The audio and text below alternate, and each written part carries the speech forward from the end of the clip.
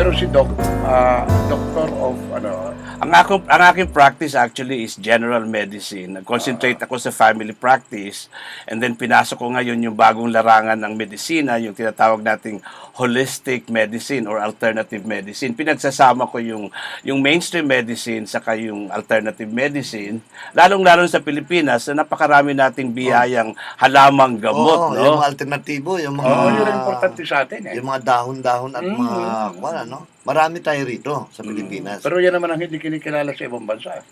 Ay, dito pag yan Pero naman maraming doktor na ngayon ang pumapasok na sa gumagamit. ganyan, no? Kagaya Gumagamit na ni yan.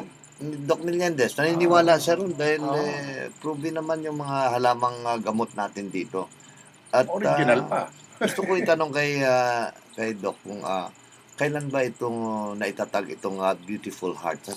Sa pangalan pa lang, Ang ganda ng pamagat. sa pangalan pa Beautiful lang, heart. Beautiful Heart. Oh, Ibig sabihin, pag may maganda kang puso, ano ang magandang puso? No, malinis. Malinis. Handang tumulong, maganda lahat na rin. nandoon na, Lahat eh. Oh, no? Low profile ka, mapagpasensya, lahat. maka-juice, lahat eh. Maka-Diyos lalo. Oh, It's a diba? beautiful heart. Sacred heart, no? Ang sacred heart kasi yun ang kay Jesus. Yung sa atin, beautiful heart lang. Yeah. So, Doc, paano po nagsimula itong beautiful heart?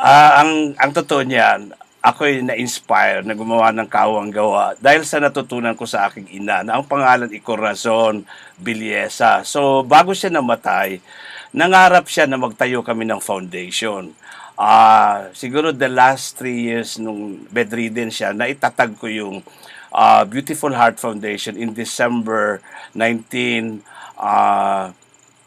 2008, no? At 2008. nilaunch namin 'yon.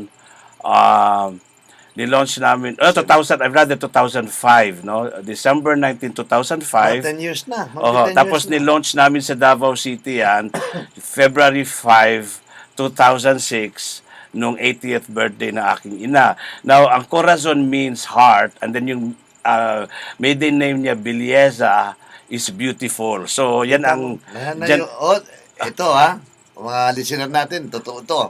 Na tumatayan balahibo ko Ang ganda.